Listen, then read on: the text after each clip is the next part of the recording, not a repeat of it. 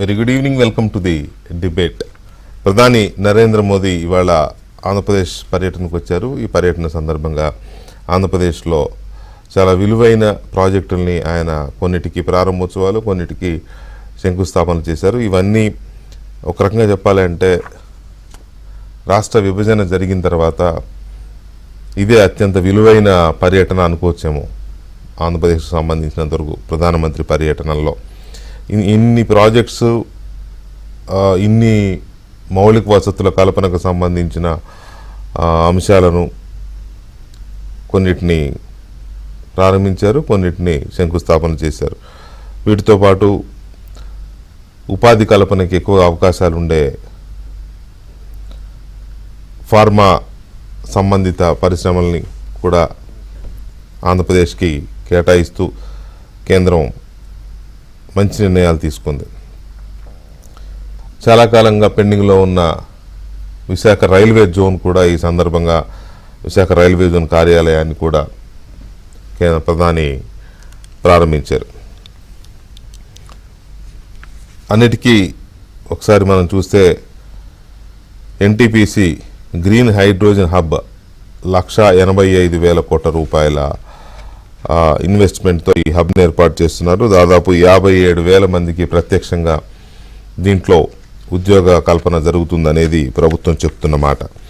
దాంతోపాటు దక్షిణ కోస్తా railway zone ప్రధాన కార్యాలయం, ఇప్పుడు చెప్పిన విశాఖ రైల్వే జోన్ అంటాం కదా మనం దానికి 149 కోట్లు కేటాయించారు.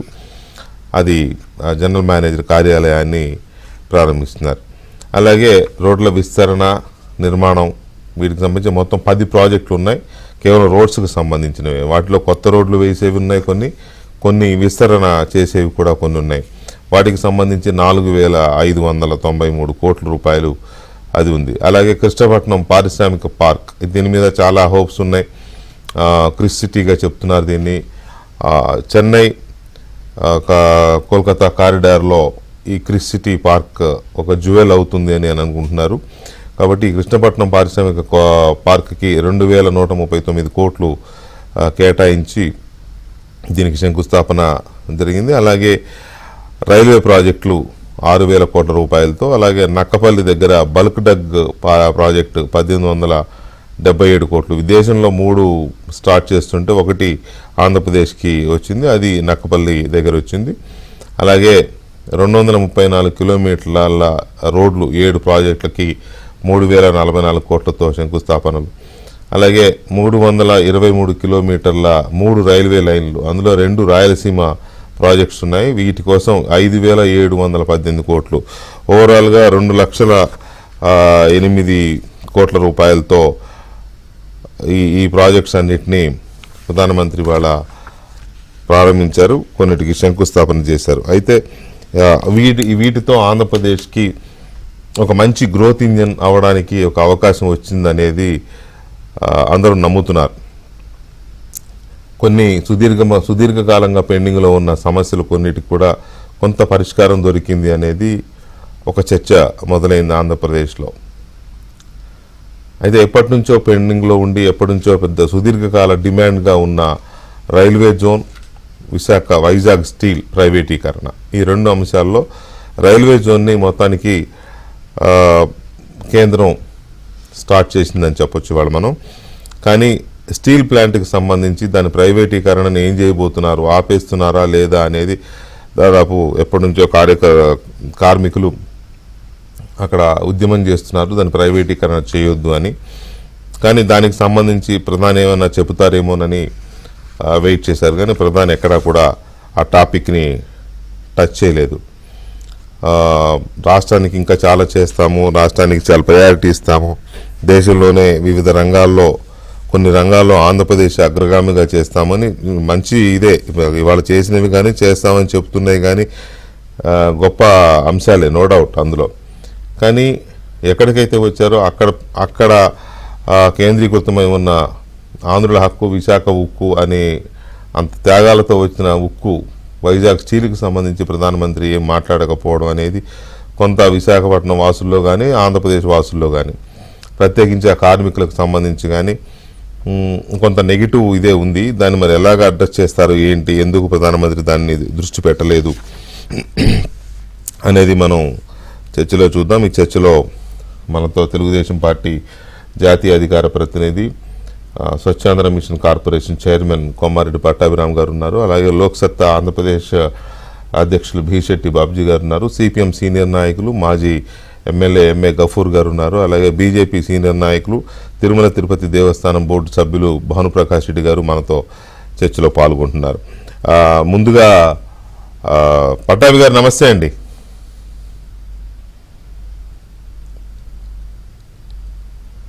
పట్టాభి గారు మ్యూట్లో ఉన్నారు. ఓకే వచ్చింది రైట్. పట్టాభి గారు, ఇక్కడ ఇవాళ ప్రధానమంత్రి గారి పర్యటనతో ఆంధ్రప్రదేశ్కి ఒక మహర్దశ మొదలయ్యింది అని అనుకోవచ్చా?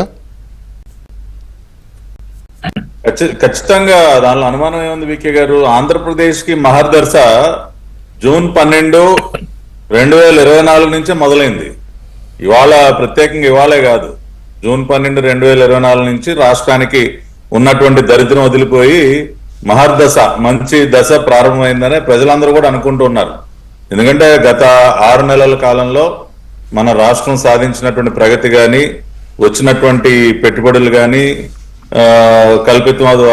కల్పిస్తున్నటువంటి ఉద్యోగ అవకాశాలు కానీ, కేంద్ర ప్రభుత్వం నుంచి వస్తున్నటువంటి సహకారం కానీ, గతంలో పడకేసినటువంటి ప్రాజెక్టులు మళ్ళీ ఏ విధంగా పట్టాలు ఎక్కుతా ఉన్నాయో, మరి ఇచ్చినటువంటి ప్రతి ఒక్క హామీని కూడా నిలబెట్టుకుంటూ ఏ రకంగా ఈ డబుల్ ఇంజిన్ సర్కార్ ముందుకు వెళ్తుంది, ఇవన్నీ ప్రత్యక్షంగా మన కళ్ళ ముందు కనపడుతున్నాయి. కాబట్టి ఆంధ్రప్రదేశ్ కి మహర్దశ జూన్ 12, 2024 మొదలైంది. కానీ ఇవాళ ఏదైతే మరి ప్రధానమంత్రి నరేంద్ర మోడీ గారి పర్యటన సందర్భంగా ఇవాళ మనం చూసినటువంటి సన్నివేశాలు కానీ, వారు మాట్లాడినటువంటి మాటలు కానీ, ఇవాళ దాదాపుగా 2,08,548 కోట్ల రూపాయల పెట్టుబడులు, అంటే ఒక్కరోజే 2,08,548 కోట్ల రూపాయల పెట్టుబడులు ఒక రాష్ట్రానికి రావటం అనేది ఒక చరిత్ర. That itself is a big record. పైగా ప్రభుత్వ 5 సంవత్సరాలు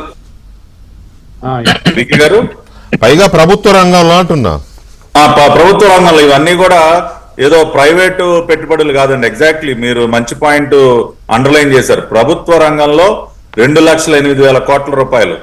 ఇప్పుడు గతంలో 2019-24 మధ్య కూడా వచ్చారు నరేంద్ర మోడీ గారు, రాష్ట్రానికి వచ్చారు. ఆనాటి ముఖ్యమంత్రి పాల్గొన్నటువంటి సభలు కూడా మనం చూసాం. ఏ రోజైనా లాస్ట్ గవర్నమెంట్ జగన్మోహన్ రెడ్డి ముఖ్యమంత్రిగా ఉన్న సమయంలో స్పెసిఫిక్ గా ఇదిగో మా రాష్ట్రానికి కావాల్సింది ఇది, ఇదిగో మా రాష్ట్రానికి ఈ రంగంలో మీ సహకారం కావాలనో, లేదంటే ఈ రకమైనటువంటి పెట్టుబడులు తీసుకురావడానికి మనం కృషి చేయాలనో అటువంటి మాటలు ఎప్పుడైనా విన్నామండి? ఇవాళ చంద్రబాబు నాయుడు గారు ఒక మాట అన్నారు ఆయన స్పీచ్ లో, sir your school and my school is the same అన్నారు. మీరు వినే ఉంటారు. అవును, చంద్రబాబు నాయుడు గారి స్కూలు, నరేంద్ర మోడీ గారి స్కూల్ ఒకటే. ఎందుకంటే ఇద్దరి ఆలోచన విధానం కూడా ఒకలాగే ఉంటుంది. ఇద్దరు కూడా విజన్ 2047 ని సాకారం చేసుకోవటానికి అహర్నిశలు పాటు పడుతున్నటువంటి గొప్ప నాయకులు వీరిద్దరు కూడా. కాబట్టి ఇద్దరు స్కూల్ ఒకటే, ఇద్దరు ఆలోచన విధానాలు ఒకటే. అదేవిధంగా ఇంకొక మాట కూడా అన్నారు చంద్రబాబు నాయుడు గారు.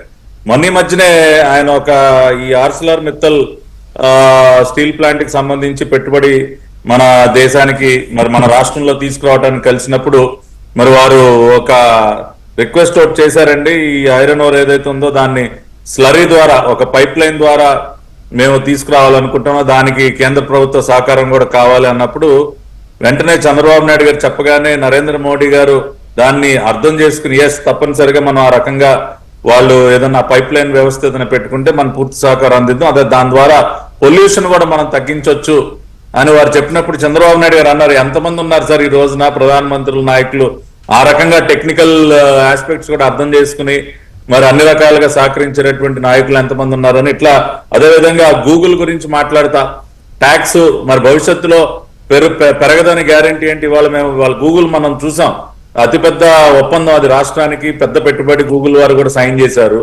వారు ఆ సందర్భంగా ఇప్పుడు బానే ఉంది, భవిష్యత్తులో ఏంటి ట్యాక్స్ స్ట్రక్చర్ పెరిగితే మాకేంటి ఇబ్బంది కదా అంటే దానికి కూడా ప్రధానమంత్రి గారు ఇమీడియట్ గా హామీ ఇవ్వటం. అంటే కేంద్ర రాష్ట్ర ప్రభుత్వాలు ఎంత మంచి సమన్వయంతో పనిచేస్తా ఉన్నా అన్న దానికి 2-3 ఉదాహరణలు కూడా ఇవాళ చంద్రబాబు నాయుడు గారు చెప్పారు.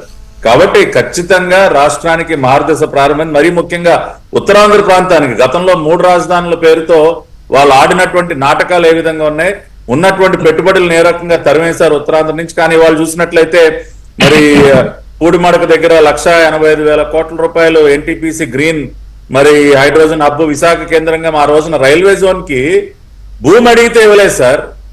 ఆ రోజున గత ప్రభుత్వం మాకు ల్యాండ్ సరైనటువంటి అనుగుణమైనటువంటి ల్యాండ్ ఇవ్వండి, మేము రైల్వే జోన్ హెడ్ క్వార్టర్స్ మేము కడతాం అంటే కనీసం భూమి కూడా ఇవ్వలేదు గత దిక్కుమాలిన ప్రభుత్వం. అదేవిధంగా రోడ్స్ కానివ్వండి దాదాపుగా 5,000 కోట్లు. ఇందాక మీరు అన్ని చదివి వినిపించారు, మళ్ళీ నేను అవన్నీ కూడా రిపీట్ చేయదలుచుకోలేదు. కాబట్టి ఇవన్నీ కలిపి చూసినట్లయితే 2,08,000 కోట్ల రూపాయల పెట్టుబడి రావడం అనేది నిజంగా కూడా చాలా చారిత్రాత్మకమైనటువంటి రోజు. అదేవిధంగా ఇవాళ మీరు రోడ్ షో చూశారు. ఇవాళ పవన్ కళ్యాణ్ గారు, చంద్రబాబు నాయుడు గారు, నరేంద్ర మోడీ గారు, ముగ్గురు నాయకులు, పురంధరేశ్వర్ గారు, వీరందరూ కూడా రోడ్ షోగా ఆయన విమానాశ్రయంలో ల్యాండ్ అయిన దగ్గర నుంచి సభావేదిక వచ్చే వరకు కూడా ఒక పెద్ద రోడ్ షో. అక్కడ ఉన్నటువంటి ప్రజలు అంటే స్వచ్ఛందంగా పెద్ద ఎత్తున ప్రజలు ఏ విధంగా తరలి వచ్చి పూల వర్షం కురిపించారు. అంటే విశాఖపట్నం అంటే ఫైనాన్షియల్ క్యాపిటల్ గా, అంటే ఒక ఆర్థిక రాజధానిగా రాష్ట్రానికి ఉండాలి అని చెప్పి మరి కేంద్ర రాష్ట్ర ప్రభుత్వాలు ఇద్దరు కూడా రెండు సమన్వయం చేసుకుంటే ఏ విధంగా ఆ ఉత్తరాంధ్ర ప్రాంతాన్ని అప్లిఫ్ట్ చేస్తా ఉన్నారు. వాళ్ళ ప్రజల నుంచి వచ్చినటువంటి ఆ స్పందన చూస్తేనే ప్రజల యొక్క మద్దతు ఏ విధంగా ఉందో మనకు తెలుస్తా ఉంది. అదేవిధంగా ఇవాళ చంద్రబాబు నాయుడు గారు ఇంకొక కోరిక అంటే అమరావతికి ఏ విధంగా అది ఆల్రెడీ మనకి మంచి సహకారాన్ని అందిస్తా ఉన్నారు.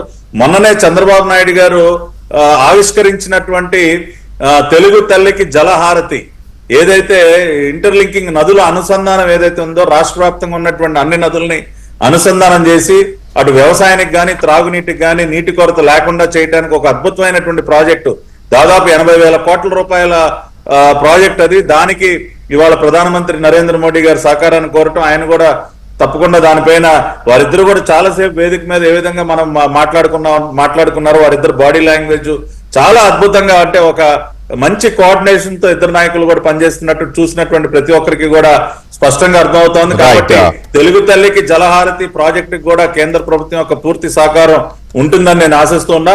భవిష్యత్తులో ఇంకా కూడా చాలా, ఇప్పుడు మీరు కొన్ని విషయాలు అంటే ఇవాళ ప్రధానమంత్రి గారు ఇందాక మీరు అన్నారు మీ ఓపెనింగ్ రిమార్క్స్ లో, సరే ఇవాళ ఉన్న వాటి గురించి చెప్పారు, మిగతా ఇంకా ఏమేమి వస్తాయన్నది ఏదో పెద్దగా తర్వాత అది మాట్లాడతాను. ఒక్క నిమిషము పటావ్ గారు. భాను గారు నమస్తే అండి. నమస్కారం అన్న. భాను గారు, ప్రధానమంత్రి గారి పర్యటన రాష్ట్ర బీజేపీ నాయకులు ఎక్స్పెక్ట్ చేసిన రేంజ్ లోనే జరిగిందా? హ్యాపీ? చాలా చాలా బాగా జరిగిందన్న. అసలు ముందే చంద్రబాబు నాయుడు గారు, పవన్ కళ్యాణ్ గారు, మా అధ్యక్షురాలు పురంధేశ్వర్ గారు, మోడీ గారు రోడ్ షో ఏ విధంగా జరిగింది, ఏ విధంగా పూల వర్షం కురిసింది, ఏ విధంగా ప్రజలు స్వచ్ఛందంగా గత ప్రభుత్వంలో మారిగా 2019-24 మారిగా బిర్యానీ పాకెట్లు ఇది కాకుండా స్వచ్ఛందంగా వచ్చి ఈ కార్యక్రమంలో పాల్గొనడం జరిగింది.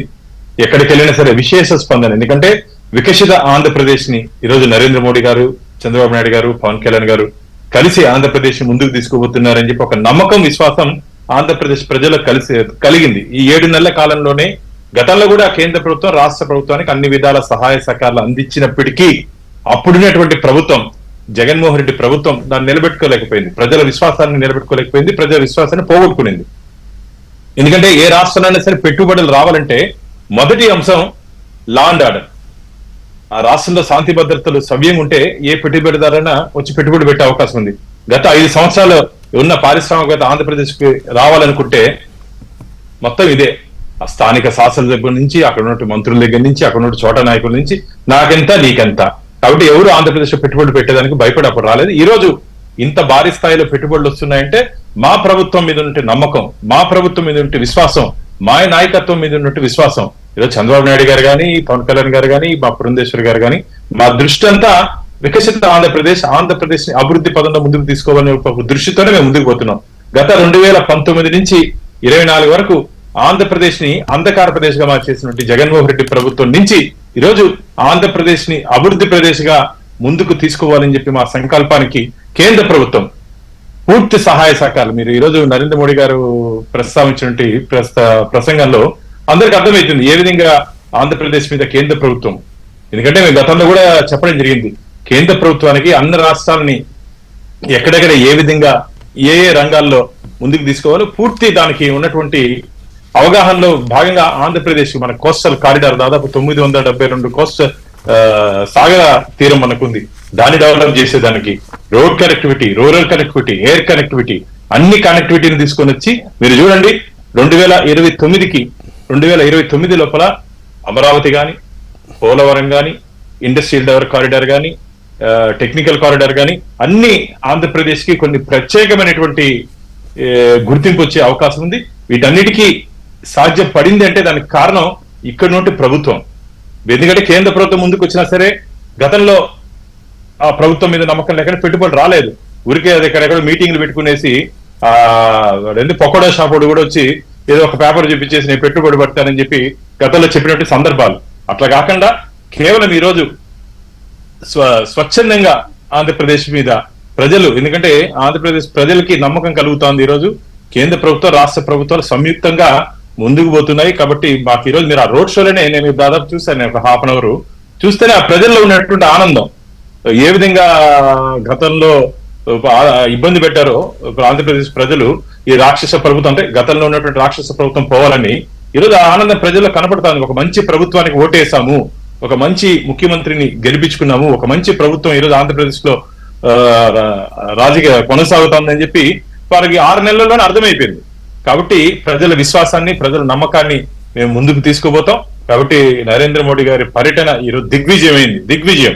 ఆ మీటింగ్ గానీ, ఆ రోడ్ షో గానీ సంయుక్తంగా 3 పార్టీలు, భారతీయ జనతా పార్టీ, టీడీపీ, జనసేన అన్ని కలిసి ఈ నరేంద్ర మోడీ గారి కార్యక్రమాన్ని విజయవంతం చేశారు. ప్రధాని నరేంద్ర మోదీ పర్యటన ఆంధ్రప్రదేశ్లో, అలా పర్టికులర్గా వైజాగ్లో వచ్చి సాగర్ తీరాన చేసిన ప్రసంగం కానీ, లేకపోతే చేసిన శంకుస్థాపనలు, ప్రారంభోత్సవాలు, ఇవన్నీ డెఫినెట్గా రాష్ట్రానికి బూస్ట్ ఇచ్చేవి. రాష్ట్రానికి ముందు అభివృద్ధికి సంబంధించినంత వరకు మంచి కార్యక్రమాలకే ఇవాళ బీజం వేశారు, నో డౌట్, అందులో ఎలాంటి సందేహము లేదు. పైగా ఒకేసారి ప్రధాని చేతుల మీదుగా 2 లక్షల పైచిలకు కోట్ల రూపాయల అభివృద్ధి పనులకి శంకుస్థాపన, ప్రారంభోత్సవాలు చేయడం అనేది కొంత అరుదైన విషయమే. అయితే ఇది కూటమి పార్టీలు ఘనంగా చెప్పుకోవడానికి డెఫినెట్గా ఒక మంచి అస్త్రమే. కానీ అట్ ది సేమ్ టైం కొన్నిటిని విస్మరించారు అనే అసంతృప్తులు కూడా ఉంటాయి. ఇతర పార్టీలు కానీ, ప్రతిపక్షాలు కానీ ఏమంటున్నాయి, ప్రధాని పర్యటనలో మంచి ఏంటి, చెడు ఏంటి, లాభం ఏంటి, నష్టం ఏంటి, ఇవి కూడా. నమస్తే అండి. నమస్తే గఫర్ గారు. ప్రధానమంత్రి అధికారికంగా ఒక పర్యటనకు వస్తున్నారు, కొన్ని అభివృద్ధి కార్యక్రమాల్లో పాల్గొంటున్నారు అని అంటే చాలా ఎక్స్పెక్టేషన్స్ ఉంటాయి. వాళ్ళు ముందే ప్రకటనలు ఇచ్చారు, ముందే చెప్పారు 2,08,000 కోట్లని. తర్వాత ఏమేం ప్రాజెక్ట్స్ ఏంటి కూడా ముందే చెప్పారు. అయితే ఎంత చెప్పినా కూడా ఇంకా ఆయన ప్రసంగాల్లో కానీ ఇంకా ఏం చెప్తారు, ఎలాంటి హామీలు ఇస్తారు, లేకపోతే ఇంకేమి సహాయం ప్రకటిస్తారు, ఇలాంటి ఎక్స్పెక్టేషన్స్ అన్ని వర్గాల ప్రజలు చూస్తూ ఉంటారు. పైగా మీలాంటి రాజకీయ చైతన్యం ఉన్న వాళ్ళు ఇంకా కీన్గా అబ్జర్వ్ చేస్తూ ఉంటారు కదా. సో ఇవాళ ప్రధానమంత్రి గారి పర్యటన పైన కానీ, ఆ ప్రసంగం పైన కానీ మీ విశ్లేషణ ఏంటి? వెంకటకృష్ణ గారు, మీకు మిగతా పెద్దలకు నమస్కారం అండి. నమస్తే సార్. ఇప్పుడు ప్రధానమంత్రి రావడము ఏ రాష్ట్రానికైనా, అట్లాగే ఆ రాష్ట్రానికి సంబంధించుకున్న అభివృద్ధి కార్యక్రమాలకు నిధులు వెచ్చించడము లేదా కొత్తవి మంజూరు చేయడాన్ని ఎవరైనా హర్షిస్తారు. ఎందుకంటే ఈ రాష్ట్రం అభివృద్ధి కావాలని కోరుకునే వాళ్ళు ఎవరైనా సరే శాపనార్థాలు పెట్టారు. అయితే నరేంద్ర మోడీ గారు విశాఖపట్నం వస్తున్నారు అన్నప్పటి నుంచి విశాఖపట్నం ప్రజల్లో ప్రధానంగా ఏమంటే ఒక ప్రధానమైన సమస్య వాళ్లకు గత 3-4 సంవత్సరాలుగా వేధిస్తూ ఉంది. ఏది? స్టీల్ ప్లాంట్ సమస్య. ఒక రకంగా ఎన్నికల్లో కూడా ఇది ఒక చర్చనీయాంశంగా మారింది. కూటమి ప్రభుత్వం కూడా వాగ్దానం చేసింది ప్రైవేటైజ్ కానివ్వం మేము అని. ఆ రకంగా కూటమి ప్రభుత్వం కాదు, కూటమి పార్టీలు, ప్రభుత్వం తర్వాత సంగతి, వీళ్ళందరూ మేము ప్రైవేటైజ్ కానివ్వం అని చెప్పినారు. వాళ్ళ ర్యాలీస్కి పోయి పవన్ కళ్యాణ్ మాట్లాడినాడు, తర్వాత చంద్రబాబు నాయుడు గారు మాట్లాడినారు. బీజేపీ వాళ్ళు అయితే అబ్బాయి అది అయ్యే ప్రశ్నే లేదని చెప్పారు. కాబట్టి ఎక్స్పెక్టేషన్ ఏముంటుంది? ఇప్పుడు కొత్తగా ఇన్ఫ్రాస్ట్రక్చర్ క్రియేట్ చేసి మీరు కొత్త ఇండస్ట్రీ తీసుకుని వచ్చి ఆ ఇండస్ట్రీకి బిల్డింగ్ కట్టి ఇన్ఫ్రాస్ట్రక్చర్ పెట్టి ప్రొడక్షన్ స్టార్ట్ చేసే పాటికి over a period of 5 years అట్లా పడుతుంది, ఏదైనా పడుతుంది. ఆల్రెడీ ఉండేటువంటి ఇన్ఫ్రాస్ట్రక్చర్ ను మెరుగ్గా నడిపిస్తే 1,00,000 మంది డైరెక్ట్ గా ఎంప్లాయీస్ గా ఉన్నారు, ప్రత్యక్షంగా కానీ పరోక్షంగా కానీ దాని మీద ఆధారపడి 1,00,000 మంది బతుకుతున్నారు, 1,00,000 కుటుంబాలు. కాబట్టి అందరిలో నగరం పుట్టిందే దాని వల్ల కదా. మహానగరము స్టీల్ ప్లాంట్ తోనే మహానగరమే, అంతకుముందు లేకుంటే మామూలు నగరం అది. ఇప్పుడు మహానగరంగా చెప్పుకుంటున్నామంటే ఆ గాజువాక ఏరియా నుంచి మొత్తం అంతా కూడా అనకాపల్లి వరకు ఇప్పుడు నగరం కలిసిపోయింది. ఆ రకమైనటువంటి పరిస్థితి ఎందుకు వచ్చింది? ఇదేదో డిస్టర్బెన్స్ వచ్చింది సార్. పర్లేదు మాట్లాడండి. ఆ రకంగా ఉండేటువంటి ఒక నగరంలో ప్రధానమంత్రి గారు వస్తున్నారన్నప్పుడు జనరల్ ఎక్స్పెక్టేషన్స్ ఏముంటాయి సార్? ఎక్స్పెక్టేషన్స్ ఏముంటాయంటే తప్పనిసరిగా మా ఇష్యూస్ ఏదో రకంగా పరిష్కారం అవుతాయని అనుకుంటారు. ప్రధానమంత్రి గారు ఏం మాట్లాడలేదంటే ఇప్పుడు పొంగిపోతున్నారు. ఎవరు? మన సోదరుడు పట్టాభి గాని భానుప్రకాష్ గాని ఏవో దిగ్విజయం అభిమానం పొంగి పొర్లింది. పూలు చల్లారు, పూలు చల్లని మీరే కదండి, ఏం బయట రోజు చల్లా. మీరు చల్లేదానికి పూలు మీరు చల్లేదానికి అదేదో గొప్ప తన్మయత్వం చెందుతున్నారు. కానీ మేము చెప్పేది ఏమిటంటే ఆ రకంగా ప్రధాన మేము చల్లలేదన్నా, మేము చల్లలేదు పూలు, మేము చల్లలేదు పూలు. నువ్వు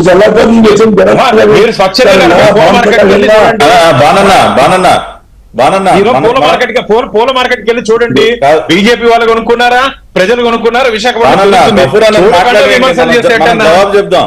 బానన్న మాట్లాడండి, మనకు మంచి జవాబు. అది డెకోరం అంటే decorum very good, very good. అట్లా రెస్టారెంట్ గా ఉందండి, ఒకరి తర్వాత ఒకరు చెప్పొచ్చు. ప్లీజ్ గఫూర్ గారు, ప్లీజ్ కంటిన్యూ. నా పాయింట్ ఏమిటంటే వెంకటేశ్వర గారు ఆయన కొత్త ఇండస్ట్రీ అదేది గ్రీన్ హైడ్రోజన్ హబ్ దానికోసం శంకుస్థాపన చేశాడు. రైల్వే జోన్ ఎప్పటి నుంచో మనకు పెండింగ్ లో ఉండేది, కొత్త డిమాండ్ కాదు, అది బిల్డింగ్ కు శంకుస్థాపన చేశారు. అట్లాగే ఇంకా కృష్ణపట్నం, అక్కడి నుంచే కృష్ణపట్నం ఇండస్ట్రియల్ పార్క్ బటన్ నొక్కినాడు.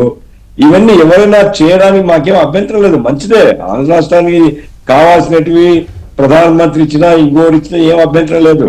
తర్వాత భానుప్రకాష్ పొంగిపోతుంది ఏముందంటే పెట్టుబడుల వెల్లు.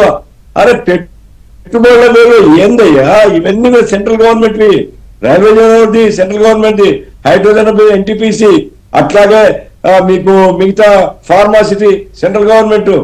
కాబట్టి ఏదో పెట్టుబడులు వెళ్ళు రాష్ట్రం నుంచి మొత్తం పారిశ్రామికవేత్తలు వచ్చేస్తున్నారు. ఈ హైప్ క్రియేట్ చేయొద్దు, వాస్తవాలు మాట్లాడండి. పోతే రెండో నాకు మీరు హైప్ క్రియేట్ చేసుకున్న అభ్యంతరం లేదు, మీరు ఎంత పొగుడుకున్న అభ్యంతరం లేదు. ఎందుకంటే ఈ ప్రధానమంత్రి కొత్త కాదు, ఈ రాష్ట్రం కొత్త కాదు. ప్రధానమంత్రి 11 సంవత్సరాల నుంచి ఆయన ప్రధానమంత్రి. జగన్మోహన్ రెడ్డి ఉన్నప్పుడు కూడా ఆయన ప్రధానమంత్రి. మరి ప్రధానమంత్రి ఆ రోజు జగన్మోహన్ రెడ్డి ఆయన భుజాలు ప్రశ్న అంటే ఆల్రెడీ ఒక ఇండస్ట్రీ, ఒక భారీ దానికి సంబంధించినటువంటి ఒక పెండింగ్ ఇష్యూ 3 సంవత్సరాల నుంచి కార్మికులు ఆందోళన చేస్తున్నారు, రాష్ట్రం అంతా ఎదురు చూస్తుంది. దాని మీద ఎందుకు ఒక్క మాట మాట్లాడించలేకపోయినారు అంటున్నాను నేను. ఇప్పుడు మిట్టల గురించి ఆయన పట్టాభి చెప్తున్నాడు, పైప్ లైన్ ద్వారా ఐరన్ వదిలేస్తారట ఎవరికి? మిట్టలకు. అరే మన విశాఖ స్టీల్ ప్లాంట్ కు గనులు కేటాయించమని అడగడానికి నోరు రాదా మీకు? విశాఖపట్నానికి గనులు కేటాయిస్తే లాసెస్ ఉండవు, దానికి నోరు రాదు. మీరు మిట్టల కోసం సేవ నుంచి జీతాలు లేవంట కార్మికులకి, జీతాలు లేవంటే అక్కడ 56,000 మందికి జీతాలు లేవు. కాబట్టి నా పాయింట్ ఏమంటే ఇక్కడ ఏదో పొలిటికల్ గా తిట్టుకోవడం, పొలిటికల్ విమర్శించుకోవడం కాదు, వాస్తవాలు చూసినప్పుడు ప్రధానమంత్రి అంటే ఒక డిగ్నిటరీ ఒక ప్రాంతానికి వస్తున్నప్పుడు ఆ ప్రాంతంలో ఉండేటువంటి మేజర్ ఇష్యూ, చాలా మేజర్ ఇష్యూ, ఆంధ్ర రాష్ట్ర ప్రజల ఆత్మగౌరవం సంబంధించింది. దాన్ని అడ్రస్ చేయకపోవడమే వైఫల్యం. దాని గురించి ఒక మాట మాట్లాడంటే అది పెద్ద వైఫల్యం అంటాను నేను. మిగతా వాళ్ళని బటన్ నొక్కొచ్చు, అది పెడతాం ఇది పెడతాం, ఇది ఏది పెట్టేదేం కాదు, అది చాలా టైం పడుతుంది. ఇవన్నీ కూడా ఉండేదాన్ని మూసేస్తామని చెప్పి వర్కర్లను ఇళ్ళ పంపించే పద్ధతి పెట్టి మీరు ఏదో 6 చెట్ల వైకుంఠం చూపిస్తే ఎట్లా? కాబట్టి ఇప్పటికైనా సరే భానుప్రకాష్ రెడ్డి గారు, పట్టాభిరామ్ గారు, చంద్రబాబు నాయుడు గారితో మాట్లాడి పురంధేశ్వరి గారితో మాట్లాడి, ఆయన ఈ మధ్య కాషాయ వస్త్రాలు ధరిస్తున్నారు ఎవరు, పవన్ కళ్యాణ్, ఆయన్ను పట్టుకొని పోయి నరేంద్ర మోడీ దగ్గర విశాఖపట్నం స్టీల్ ప్లాంట్ అది ప్రభుత్వ రంగంలో కంటిన్యూ అవుతారని ఒక మాట చెప్పించి, అక్కడ కావాల్సినటువంటి ఫండ్స్ కనుక పెద్ద ఫండ్స్ కూడా కాదండి, కొన్ని వేల కోట్లు ఇచ్చేస్తే అది సెల్ఫ్ సస్టైన్ అవుతుంది. అది మంచి ప్రాజెక్ట్, అది చాలా లొకేషన్ అడ్వాంటేజ్ ఉంది. ప్రపంచంలో ఈ రకమైనటువంటి లొకేషన్ అడ్వాంటేజ్ ఉన్నటువంటి ఇండస్ట్రీ ఇంకోటి లేదు. కాబట్టి అది చేయిస్తే ప్రజలు మిమ్మల్ని మెచ్చుకుంటారు, హారతులు ఇస్తారు, కుర్రాలు పూజిస్తారు. రైట్. ఒక్క నిమిషం, అక్కడ పరిస్థితుల్ని దగ్గరుండి చూసే బాబ్జీ గారు ఏమంటారో చూద్దాం. బాబ్జీ గారు, ప్రధానమంత్రి గారి పర్యటన, ఆ శంకుస్థాపన నో డౌట్, ఇప్పుడు కేంద్ర ప్రభుత్వ రంగానికి సంబంధించి కేంద్ర ప్రభుత్వం నుంచి ఇన్ని ప్రాజెక్టులు ఒక రాష్ట్రానికి రావడం అనేది చెప్పుకోదగ్గది, ఆహ్వానించదగ్గది. పైగా ఇప్పటికే ఆంధ్రప్రదేశ్లో ప్రభుత్వ రంగ సంస్థలు లేవు, అన్ని హైదరాబాద్లోనో లేకపోతే చెన్నైలోనో బెంగళూరులోనే ఉన్నాయి, ఇక్కడ లేవని చెప్తూ ఉంటారు కదా. అలాంటి సందర్భంలో దాదాపు 2 లక్షల కోట్ల రూపాయలతో గ్రీన్ హైడ్రోజన్ హబ్ ఏర్పాటు చేయడం డెఫినెట్గా. అయితే ఆయన చెప్పిన మిగతా అంశాల మీద కూడా మీ అనాలిసిస్ ఏంటి? వికే గారు, మీకు, పట్టాభి గారికి, భానుప్రకాష్ రెడ్డి గారికి, గఫూర్ గారికి, ఏబిఎన్ ప్రేక్షకులకు ముందుగా నమస్కారం. ఇది చారిత్రాత్మకమైనటువంటి పర్యటన ప్రధానమంత్రి గారి, అందులో నో డౌట్. ఒక కూటమి ఏర్పడిన తర్వాత దాదాపుగా 2 లక్షల కోట్ల పైచిలుకుగా పరిశ్రమలు కేంద్ర ప్రభుత్వం నుంచి ఈ రాష్ట్రానికి తీసుకొస్తామని చెప్పడం, అందులో 8 అంశాలు పెట్టడం, 8లో 1,85,000 కోట్ల రూపాయలతోటి ఎన్టీపీసీ గ్రీన్ హైడ్రోజన్ హబ్ పెట్టడం పూడిమడక దగ్గర, అది పెద్ద అంశం. అయితే ప్రధానమంత్రి గారు రావటం, ఈ సభ ఏర్పాటు చేయటం, రాష్ట్ర ప్రభుత్వంతో పాటు ప్రజలు కూడా చాలా ఉత్సాహం చూపించారు. ఈ ప్రధానమంత్రి గారి ప్రకటన ఏవైతే చేస్తున్నారో దానిపైన చాలా ఆసక్తి ప్రదర్శించారు. కానీ ఉత్తరాంధ్రలో ప్రజలు మాత్రం 2 అంశాల మీద దృష్టి సారించారు. ఒకటి, రైల్వే జోన్ కోసం ప్రధానమంత్రి గారు ఓకే అంటూ, రైల్వే డివిజన్ ఏం చేస్తారు, వాల్తేరు డివిజన్ ఏమైంది, వాల్తేరు డివిజన్ మీద ప్రకటన ప్రధానమంత్రి ఏం చేస్తారని చూశారు. రెండోది చాలా పెద్ద అంశం, రాష్ట్రం ప్లస్ ఉత్తరాంధ్ర ఎదురు చూసింది విశాఖపట్నం స్టీల్ ప్లాంట్ది. కానీ ఈ 2 ప్రకటనలు లేకుండా అలాగా మామూలుగా ప్రధానమంత్రి గారు తనకున్నటువంటి ఆలోచన ప్రకారంగా ఆయన చెప్పుకొని వెళ్ళిపోవటం. రెండోది, చంద్రబాబు నాయుడు గారు కూడా చిన్న మిస్టేక్ ఏంటి అంటే, ఇక్కడ విశాఖపట్నం స్టీల్ ప్లాంట్ తగలబడిపోతుంది, ఐరన్ ఓర్ లేదు, జీతాలు లేవు, ఇది ఉంటుందా పోతుందో తెలియదు, ఆందోళనలు జరుగుతున్నాయి, స్థానిక నాయకత్వం మీద ఒత్తిడి పెరుగుతున్న సందర్భంలో మెటల్ ఫ్యాక్టరీ కోసం చెప్పి ఓర్ అడిగారు ఆయన. ఇది చాలా పెద్ద ప్రాబ్లం గా చంద్రబాబు నాయుడు గారి ప్రసంగంలో కూడా దొరికింది. ఇది ఇప్పుడు ఈ రోజు ప్రజలు పట్టుకునే పరిస్థితి. ఎందుకంటే విశాఖ ఉక్కు, ఆంధ్రలో అనే దానిపైన వచ్చినటువంటి స్టీల్ ప్లాంట్ లో మీరు ఉంచుతారా లేకపోతే ఉంచుతారా ఏదో చెప్పేసి ఉంటే ఈ రోజు క్లియర్ అయిపోయేది. మళ్ళా సగం మధ్య నీటిలో గేదెను పెట్టి బేరం అంటాం కరెక్ట్ కాదు. ఇప్పుడు అందరూ వీళ్ళు అడగలేదు, ఆయన ప్రస్తావించలేదు. చంద్రబాబు గారు అడగలేదు సరి కదా, ప్రైవేట్ ఫ్యాక్టరీ కోసం అడిగారు. అది అడగలేదు కదా, అడగలేదు. కాబట్టి వీళ్ళందరూ మొన్న ఎన్నికల్లో చెప్పారు స్పష్టంగా, మేమున్నాం అండగా, మీకేం ఇబ్బంది లేదు, గ్యారంటీగా 100% ఇక్కడ ఉంటది అన్నారు. కేంద్ర మంత్రులు చెప్పారు, రాష్ట్రం చెప్పారు. అందులో మనకి ఏంటంటే కార్మిక శాఖ, మనకి ఉక్కు మంత్రికి ఒక శాఖ నుంచి మన రాష్ట్రం నుంచి ప్రాతినిధ్యం వహిస్తున్నారు వర్మ గారు. వీళ్ళందరూ చెప్పినట్టు ఇవే. మరి అట్లాగే అన్ని రకాలుగా ఉత్తర పత్రికలు జరుగుతున్నాయని చెప్పారు. మీరు ఎక్కడ అవేర్పడద్దు అన్నారు. మొన్న నేను 4 రోజుల క్రితం పల్లా శ్రీనివాస్ గారి ఇంటికి వెళ్తే అక్కడ కూడా స్టీల్ ప్లాంట్ ఎంప్లాయీస్ అంతా వస్తే పల్లా శ్రీనివాస్ చెప్తున్నారు, ఆయన తెలుగుదేశం పార్టీ అధ్యక్షుడిగా ఇబ్బంది ఏం లేదు, మీరు చూస్తుందంటే మంచి ప్రకటన వస్తుందని. ఈ రోజు వాళ్ళందరూ చాలా ఇబ్బందులు పడతారు. రేపు ఉదయాన్నే తెలుగుదేశం పార్టీ నేతలకు కానీ, జనసేన నేతలకు కానీ, అందరినీ బీజేపీ నేతలకు కానీ అడిగితే సమాధానం చెప్పలేరు. ఎందుకంటే ప్రధానమంత్రి వచ్చినప్పుడు ఒక ప్రకటన చేసుంటే మేము పునరాలోచన చేస్తామని ఉన్నా, లేకపోతే మా దృష్టికి వచ్చింది మీ సమస్య అని ఒక్క మాట ఉన్నా దాన్ని పాజిటివ్ కింద మలుచుకోగలవు రాజకీయ పార్టీలు. కానీ అస్సలు ఆ ప్రస్తావన తేలైనప్పుడు పీక మీద కత్తి పెట్టారు, వాస్తవం చెప్పలేదు అన్నది ఈ రోజు ఒక్కసారే గుప్పు మనది. ప్రధానమంత్రి గారి మీటింగ్ 2 లక్షల కోట్ల రూపాయల పైచిలుకుగా ఇవ్వటం ఒక ఎత్తు, కానీ వాల్తేరు డివిజన్ అడుగుతున్నాం మేము. రైల్వే జోను 2019లో ప్రకటించిన తర్వాత ఈ రోజు వరకు అవ్వలేదు. దానికి 2 ఆన్సర్లు ఉన్నాయి. ఒకటి ఏంటంటే గత ప్రభుత్వం బిల్డింగ్ ఇవ్వలేదని, కానీ మాలాంటి వాళ్ళం అది ఒప్పుకోం. రాష్ట్ర విభజన జరిగిన తర్వాత అమరావతి కట్టాక రాష్ట్ర విభజన జరిగిందా, డివిజన్ అనౌన్స్ చేసిన తర్వాత నువ్వు జిఎం ఇవ్వాలి కదా, ఇస్తే చేస్తారు కదా, ఇది ఒక ఆర్గ్యుమెంట్. కానీ ఇప్పుడు అన్నిటికన్నా మాట్లాడాల్సింది Waltair zone, Waltair division, Waltair division, Vijayawada division, Guntur division, Guntakal division. Waltair division ఎక్కడ? నిన్న కాక మొన్న ప్రధాని గారు ఈ రోజు వస్తుంటే సోమవారం రాయగఢ్ డివిజన్ ఓపెన్ చేశారు. మరి ఇప్పుడు మన డివిజన్ ఎక్కడుంది? ఆంధ్ర ప్రాంతంలో ఉందా లేదా? ఎన్ని వేల కిలోమీటర్లు ఇస్తున్నారు, ఏమేమి ఇస్తున్నారు, ఇది చెప్పాలి కదా, డిపిఆర్ ఉండాలి కదా. ఈ రోజుకి వచ్చే డిపిఆర్ కూడా రాలా.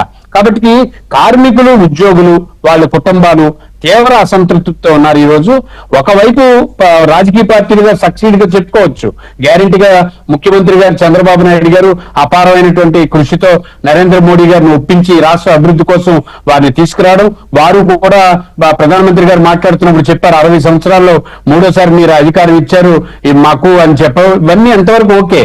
కానీ ప్రధాన సమస్యని పక్కన పెట్టి, ప్రధాన సమస్యని కనీసం లోతుగా పరిశీలిస్తామని కానీ, మా దృష్టికి వచ్చిందని కానీ, లేకపోతే ఇంక దీనిపైన చర్చ చేస్తామని కానీ ఒక్క మాట కూడా అనుకోండా. మీరేమో ప్రైవేట్ కర్మాగారాల కోసం మాట్లాడటం, ఇక్కడ జనాన్ని, ఇక్కడ జనం తాలూకా బాధల్ని, ఇక్కడ కుటుంబాల్ని, ఈ వ్యవస్థని పట్టించుకోలేదు అనే ఒక ఆలోచన అయితే వచ్చింది. ఇది కరెక్ట్ కాదు అన్నది నాకు అనిపిస్తుంది. పట్టాభి గారు, ఇప్పుడు వాస్తవానికి సరే, ఇప్పుడు ఆయన బాబుజీ గారు అన్నా, లేకపోతే గఫూర్ గారు విమర్శించినా, లేకపోతే ఎవరు మాట్లాడినా కూడా కూటమి పార్టీలు కూడబలుక్కుని స్టీల్ ప్లాంట్ అంశాన్ని పక్కన పెట్టాయి, వీళ్ళు అడగలేదు, ఆయన చెప్పలేదు అనేది ఒక విమర్శ అయితే ఉంది. దానికి ఏం చెప్తారు?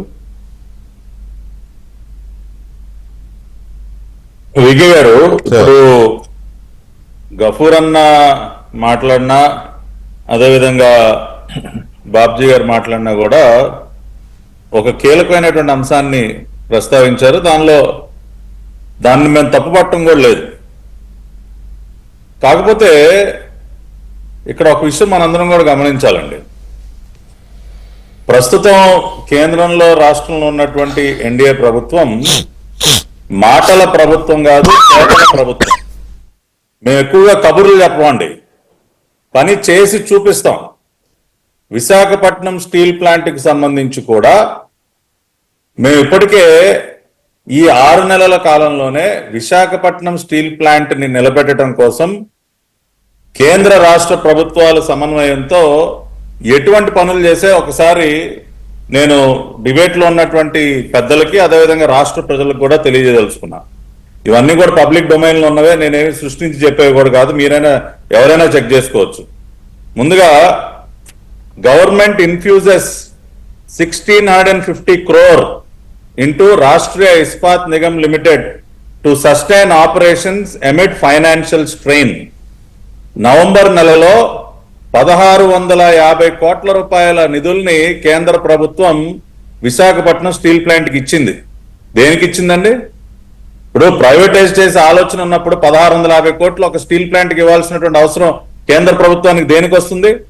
వాళ్ళకి ఆర్థిక ఇబ్బందులు ఉన్నాయి, మనం ఆ కంపెనీని నిలబెట్టాలి అన్న ఒక ఆలోచనతో Indian government has provided a financial infusion of 1615 crore into the struggling state-owned Rashtriya Ispat Nigam Limited. It received 500 crore as equity support on September 19th, 2024 and another 1140 ఒక్క నిమిషం sir, and another 1140 crore on September 27, 2024. ఇది 1650 కోట్ల రూపాయల నిధులు ఇచ్చినటువంటి అంశం. ఎప్పుడో కాదు, మొన్ననే నవంబర్ లో ఇచ్చింది. అంతేకాకుండా ఇంకొక విషయం కూడా చూడాలి. ఇవన్నీ పబ్లిక్ డొమైన్ లో చూడాలి. Visakhapatnam steel plant to resume operations in blast furnace 1 from Monday అని చెప్పి October నెలాఖరులో. The shutdown of blast furnace 1 6 months ago and blast furnace 3 in January 2022 had led to significant decrease in steel production. అంటే గత ప్రభుత్వం యొక్క నిర్లక్ష్యం వల్ల, ఏమాత్రం పట్టించుకోకపోవటం వల్ల 2 బ్లాస్ట్ ఫర్నెస్లు ఆగిపోయాయి. బ్లాస్ట్ ఫర్నెస్ 1, 2 and 3లో ఒకటే పనిచేస్తూ ఉంది. కానీ రాష్ట్రంలో, కేంద్రంలో మళ్ళీ తిరిగి ఎన్డీఏ ప్రభుత్వం అధికారంలోకి వచ్చిన తర్వాత ఈ ప్రభుత్వాలు విశాఖపట్నం స్టీల్ ప్లాంట్ కి అందిస్తున్నటువంటి సహకారం వల్ల ఇవాళ బ్లాస్ట్ ఫర్నెస్ 1 అనేది మళ్ళీ ప్రొడక్షన్ లోకి వచ్చింది.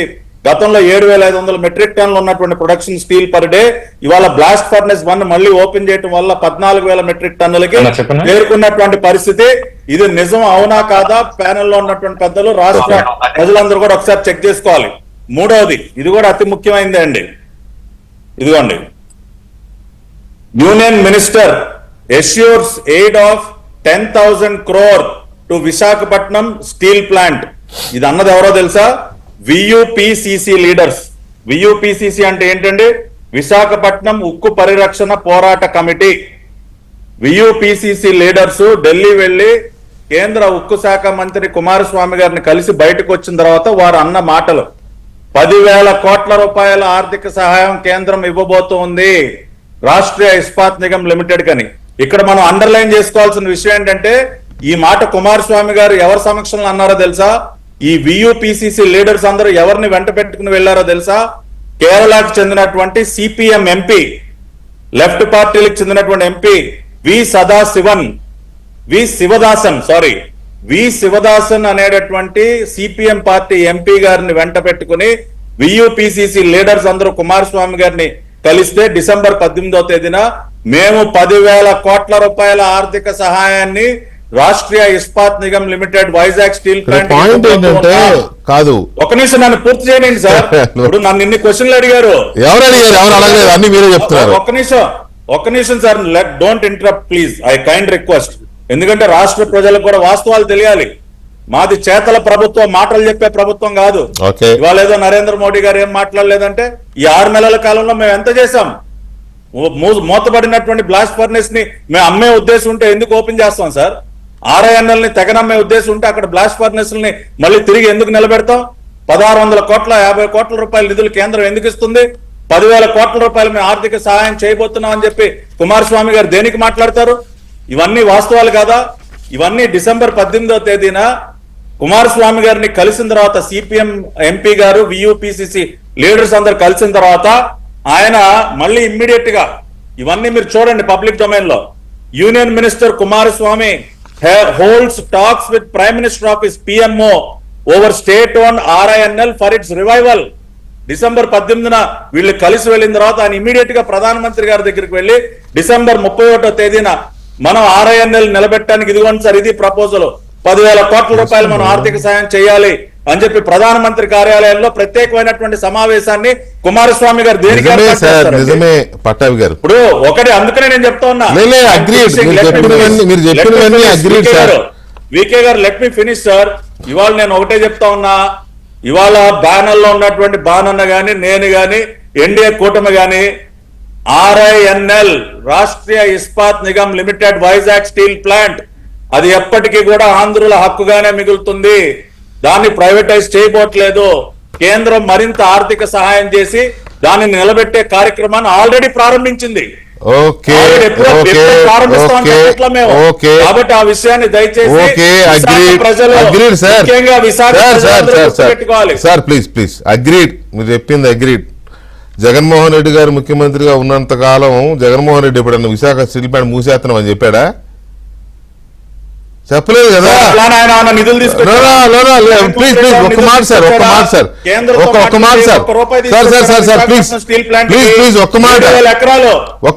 సార్ రిక్వెస్టింగ్ యూ, ఒక్క మాట. ఆయన కదలికలు, ఆయన మీటింగ్ లో అనుమానాస్పదంగా ఉండే కదా కార్మికులు ఉద్యమం మొదలెట్టారు. కేంద్రం ఏమో ప్రైవేటీకరణ అంటది, ఈయనేమో మాట్లాడు 4,000 ఎకరాలు ఎలా కొట్టేద్దామని చూస్తున్నాడని అనుమానంతోనే కార్మికులు ఉద్యమం మొదలెట్టారు.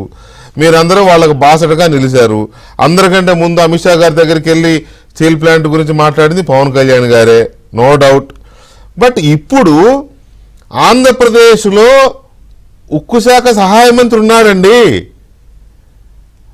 ఆంధ్రప్రదేశ్ నుంచి కేంద్రంలో ఉక్కు శాఖ సహాయ మంత్రి వర్మ గారు ఉంటే ఆ ఉద్యమం చేస్తున్న యూనియన్ నాయకులు ఎక్కడో కేరళలో ఉన్న ఎంపీని పట్టుకెళ్లాల్సిన కర్మ ఏంటి? Point number 1.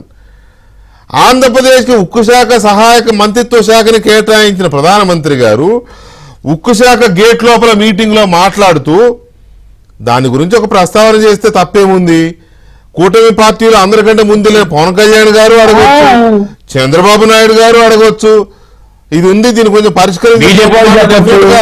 డెఫినెట్ గా దాన్ని ఇప్పుడు పటాభి గారు మీరు చెప్పినంత దాంట్లో కూడా అవసరంలా. అందులో 2 ముక్కలు ప్రధానమంత్రి గారు నోటంటే వస్తే వినేవాడికి చూసేవాడికి అదో పండుగ, అదో వేడుక.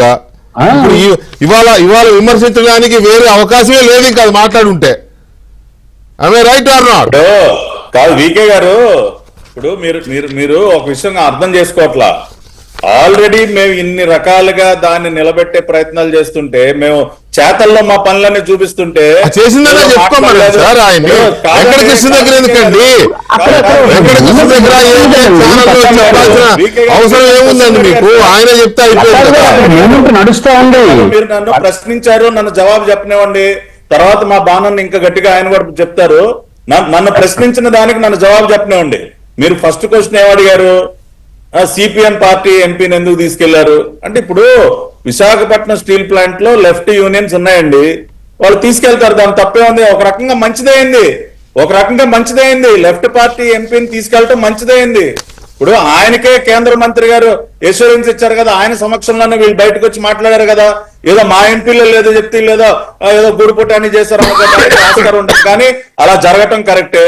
రెండోది, ఇప్పుడు మీరు ఇందాక ఈ విశాఖపట్నం ఓవరాల్ గా స్టీల్ ప్లాంట్ గురించి మాట్లాడుతున్నటువంటి సందర్భంలో గత ప్రభుత్వం జగన్మోహన్ రెడ్డి ఆయన చేసినటువంటి పాపాలు, ఈ ప్రభుత్వం చేస్తున్నటువంటి మంచి, ఆ వ్యత్యాసాన్ని కూడా ఒక రియల్ ఎస్టేట్ వ్యాపారం చేయాలని చూసాను. అవన్నీ తెలుసండి, వెంకటకృష్ణ నోటితో అనలేదు కదా. నన్ను ఒక్క నిమిషం గఫూర్ గారు మీరేంటో చెప్తున్నారు చెప్పండి. గఫూర్ గారు చెప్పండి. ఒక్క నిమిషం భాను గారు మీతో తీసుకున్నా, గఫూర్ గారు అయినా తీసుకున్నా. జస్ట్ 1 మినిట్ టైం కంక్లూడ్ చేస్తున్నా. మీరు ఇటు పని మీద వెళ్ళాలి, మన పటాభి గారు ఇటు బుక్ ఎగ్జిబిషన్కి వెళ్ళాలి, చాలా పనులు ఉన్నాయి అందరికి. ఉక్కు కార్మికుల పోరాట కమిటీ తరఫున వాళ్ళు చెప్పినారు, ఎవరు ఉక్కు పోరాట కమిటీ వాళ్ళు చెప్పారు. ఇప్పుడు మేము ముఖ్యమంత్రి దగ్గరకు రిప్రజెంటేషన్ తీసుకోపోతాం అనుకోండి, ఆ ముఖ్యమంత్రి సరిగా పట్టించుకోలేదు అని చెప్పాలి కదా, మేము సానుకూలంగా పరిశీలిస్తామని చెప్పినాడు. ముఖ్యమంత్రి సానుకూలంగా స్పందించాలని వీళ్ళు చెప్తారు, కుమారస్వామి గారు బయటకు వచ్చి చెప్పలేదు కదా. ఇప్పుడు నిజంగా 10,000 కోట్లు ఇచ్చే పాటైతే ప్రధానమంత్రి ఒక మాట చెప్పిండొచ్చు కదా. Right sir, right. భానుగారు ఒక మాట చెప్పండి.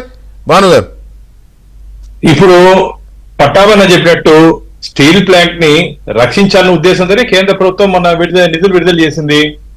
మన గఫూర్ గారు మాట్లాడుతూ ఇంతకుముందు పూలు చల్లారు, బీజేపీ వాళ్ళు చల్లుకున్నారు, మా మీద మేము పూలు చల్లుకోవాల్సిన అవసరం మాకు లేదన్న. ప్రజలు ఇప్పుడు ఆల్రెడీ మాకు మ్యాండేట్ ఇచ్చేశారు. ఆల్రెడీ దేశ ప్రజలు భారతీయ జనతా పార్టీకి నరేంద్ర మోడీ గారికి మన మ్యాండేట్ ఇచ్చి వారిని ప్రధానమంత్రి చేశారు.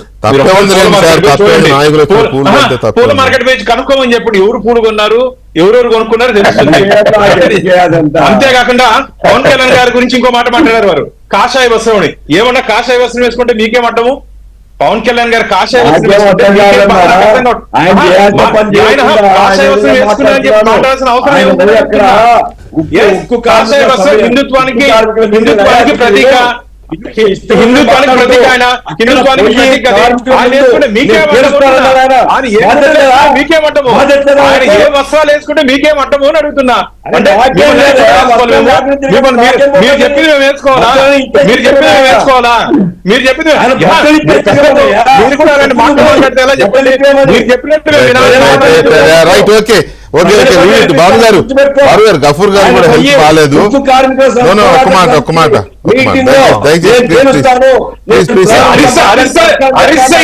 మీరు అరిసినంత మాత్రం ఏమో ఇదేం కాదు.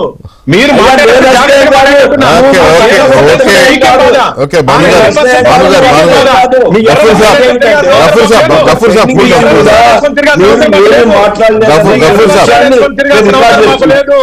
గఫూర్ సాబ్ భాను గారు అయిపోయింది కదా, ఇక అయిపోయింది కదా. ఆయన కూడా హెల్త్ బాగాలేదు ఇవాళ, ఆయన కూడా హెల్త్ బాగాలేదు. ప్రధానమంత్రి పర్యటన కాబట్టి నేను కూడా స్పందిస్తా అని వచ్చారు, కానీ ఆయన కూడా హెల్త్ బాగాలేదు.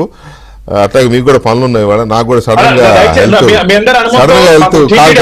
ఒక్క నిమిషం భాను గారు, ఒక్క నిమిషం, నాకు కూడా సడన్ గా కొంచెం హెల్త్ ఇదే డిస్టర్బ్ అయింది.